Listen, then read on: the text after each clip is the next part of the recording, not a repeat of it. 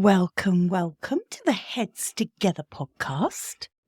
I'm your host, Jill Mokes, and as always, I am very happy to have you here with me on this Thursday. I know, I'm usually there on a Monday. What happened? I will tell you what happened in just one moment. Let's dive in. Welcome to the Heads Together podcast. I'm Jill Mokes and I am obsessed with cutting through the noise when it comes to growing your business. Each week, via intimate coaching conversations and inspirational stories, I share what it really takes to get the results you want in a way that feels right to you. I am all about attracting higher ticket opportunities, building authentic relationships, and creating the abundant, full-fat version of your dream business. I mean, how many of us have beavered away creating a light version of what we really want? The thing is, I honestly believe when you're outstanding at what you do, there is no limit to what you can achieve. So, are you ready to put our heads together and make it happen? Let's go.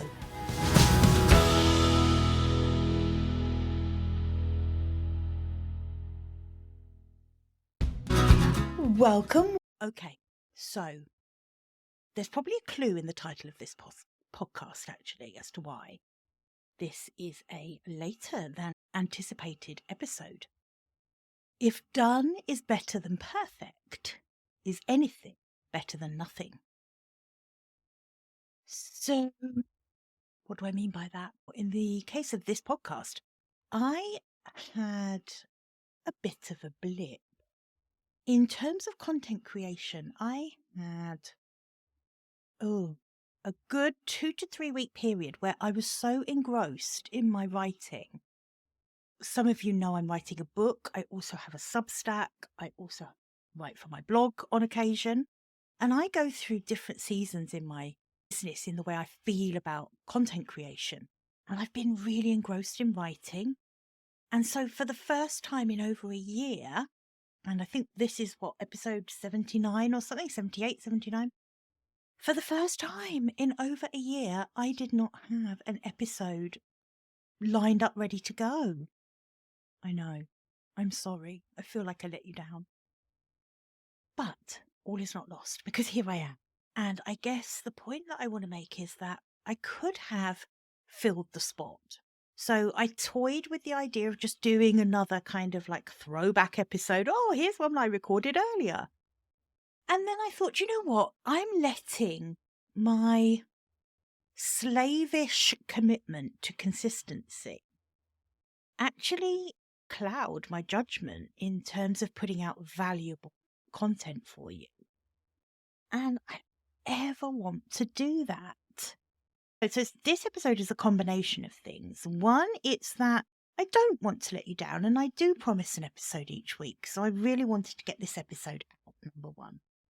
Number two, I've changed a little bit some of the tools I'm using to produce the podcast. So there was a bit of a cycle of learning how that works.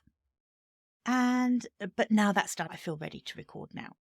Then the third thing is that I wrote this article called If Done is Better Than Perfect, Is Anything Better Than Nothing for my Substack. And suddenly realised that this would be a perfect time to talk about this on the podcast too. So why not? So that's what I'm going to do today. I'm going to take the content that I wrote as a Substack post and share it with you now in my own usual podcasting way.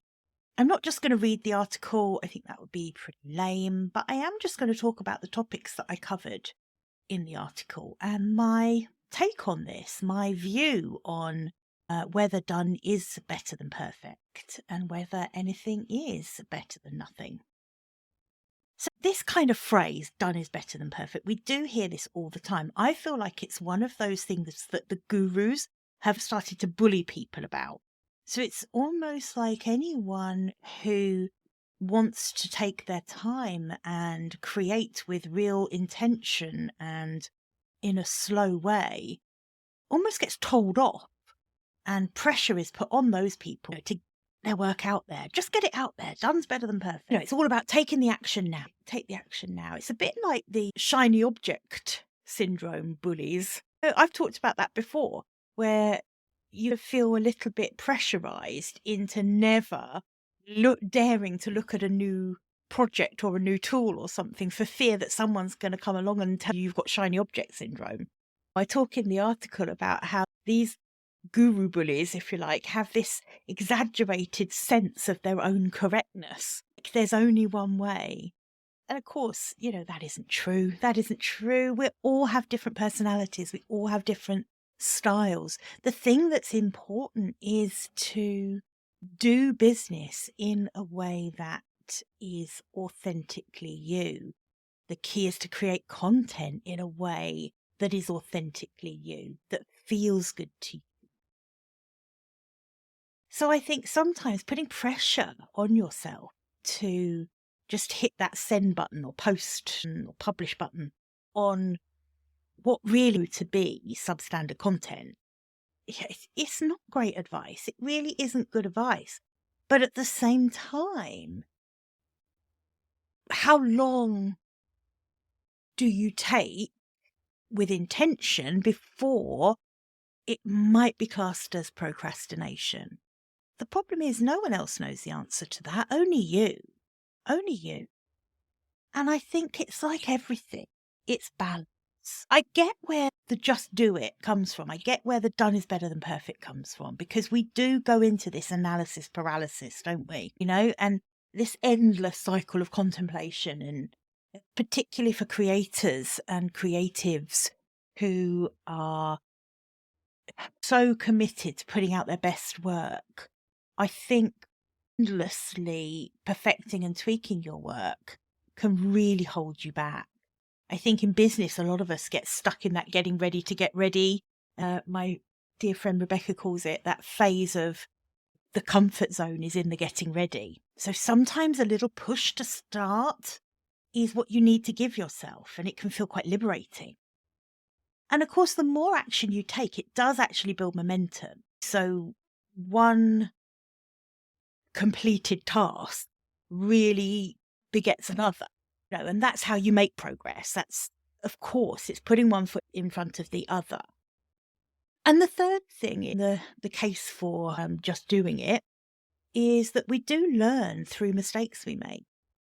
So I guess it's only when we put our ideas and our content out into the world that we can really, truly evaluate them. That's when we really can learn and iterate and get better. Procrastination really denies you that opportunity. If you will never put anything out there until it's the absolute final perfect version, then you're quitting that cycle of action, feedback, improvement. But of course, like everything, it's a balance, like I say, and there are some dangers of that anything for the sake of anything mindset. That is really dangerous. I really genuinely do not believe that anything is better than nothing. So there are sure some pros for the done is better than perfect column. But actually, I think most creators today are firmly in, or want to be firmly in, the quality over quantity camp. And we all know how noisy the internet is, how crowded it is with content, right? The last thing anyone needs in this world is more noise. And that is the risk where if I, for example, with this podcast had just thought to myself, oh, do you know what? I have to get something out on Monday.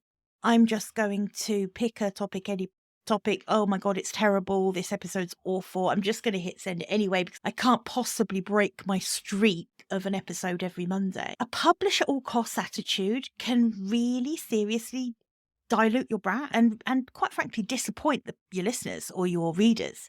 That's too big a risk for me. I don't want to just put out anything. And actually, I'd rather have a bit of a pause. I think putting out subpar work, if I had just put out a really crap episode just to satisfy that sticking with the streak mentality, that really erodes trust, right? Because you will start questioning my expertise, my ability to show up and deliver you really good value each week. I always want you to finish listening to an episode of the Heads Together podcast and think to yourself, gosh, that was handy. That was really useful. In fact, kind of wish I'd had a notebook with me for that episode. That's what I want. Those are the podcasts I love, where by the end of it, I'm thinking to myself, that's interesting. How can I apply that?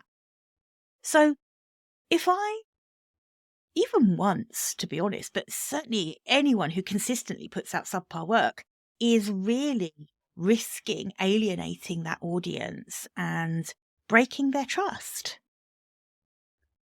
And I think the other thing, one of the other dangers of the anything for the sake of anything is really wasted effort, because not every single project is a good value-driven stepping stone for your business, right?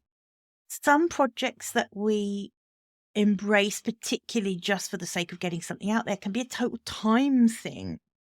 And actually, in the end, really not provide any value and simply distract from the more meaningful stuff that you want to be working on, like the messaging that actually represents you and your brand and what you stand for and your opinions. So I think actually spending any time on that anything for the sake of anything side is actually wasted effort. You're much better taking that pause and then regrouping. I think a few of the things that I always try to do to really stay on the right side of procrastination, whilst also committing to putting my best work out there. The first thing is really thinking about purpose before action. So this one's a biggie. This is about really stopping and thinking with intention before you create anything, before you take on any project, before you create a podcast episode, before you write a blog post, record a video, whatever it is you're working on, and really understand the purpose of that piece of content or project. Will it bring value to your audience? Does it align with your bigger goals? And to be honest with you, if your answer is, I'm doing it because I feel I should, or because I'm doing it because my content calendar told me I had to, that's when you need to, that's a red flag. You need to stop there, because every single piece of content you create needs to have a purpose behind it. The purpose behind it doesn't always have to be the same. So certainly the purpose that it serves for you in your business doesn't always have to be the same.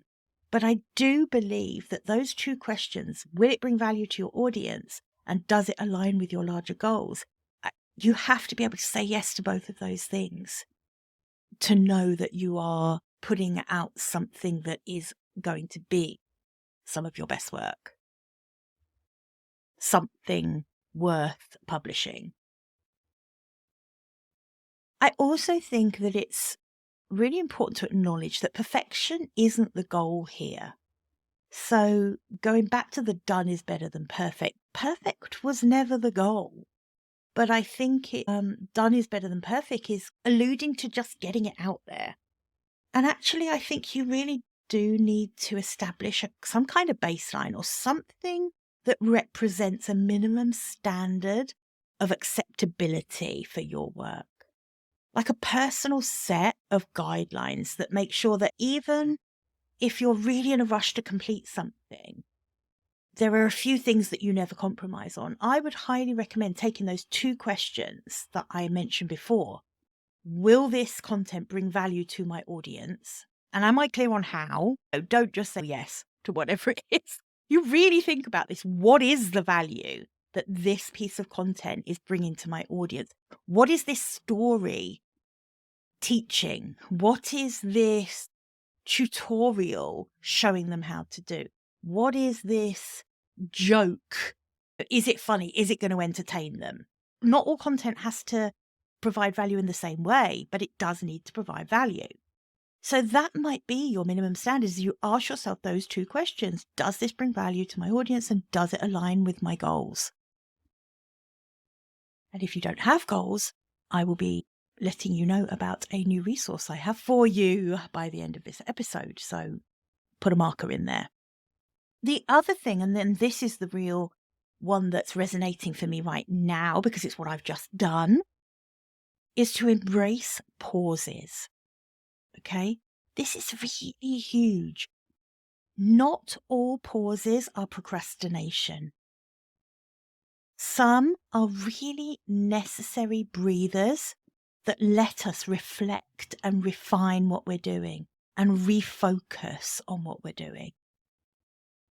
And I think there is value in these really intentional pauses. There was a reason that I didn't have episodes lined up ready to go. I'd had this kind of shift in me, and I just had so much writing that needed to come out of me that I had to do that. And that was okay. That was in an intentional pause. I'm not procrastinating. And I didn't rush to put something out on Monday when I wasn't ready. I've waited until now, and now I'm ready. Now I'm ready to share something of value with you because I believe this is of value. This lesson is of value. So I guess the real lesson here is that done is better than perfect, just isn't like a one size fits all solution. It's a tool that sometimes is useful and sometimes is potentially damaging. So it's really up to each of us to discern how we're going to use that expression and how we're going to use it when we need to use it to motivate us to take action if we are genuinely procrastinating, and how we're going to actually take intentional pauses and take the amount of time that we need to take or want to take to create, rather than being bullied into getting something out there for the sake of it. So sometimes something is better than nothing, but at other times the right nothing, a pause, a reflection, a reconsideration, is going to lead to a more meaningful something. So I hope you have found this useful. I mentioned earlier that obviously when we are creating that, one of the really important questions to ask is, does this align with my vision and my goals for my business whenever we're creating anything? And I have created a new free resource. First time I've created something new for a while. So all of this writing has really paid off, actually. And I've created a new workbook bundle, which is a vision and goal setting workbook bundle. It's actually 5 days of email support, and over those days, 3 workbooks get delivered. But there is also an option to request some other workbooks if you find them useful. There's a few other ones that I've included. So if you would like to grab that bundle and the emails that come with that, you just need to head to jillmokes.com/vision-and-goal-setting. That rolls off the tongue. And then you can grab your copy. Okay, so I hope that's going to be useful. I think you're going to really like this freebie. Haven't created one for ages, so do make sure you go and grab that. Like I said, I'll pop the link in the show notes, and I'll also include it in the email list. So if you subscribe to my email list, then you'll get this through as a reminder anyway. If you're not subscribed to my email list, then obviously head to jillmokes.com and you will be able to sign up there just by opting into any of the free support that is on there. But for this specific bundle of workbooks and email support, go to jillmokes.com/vision-and-goal-setting.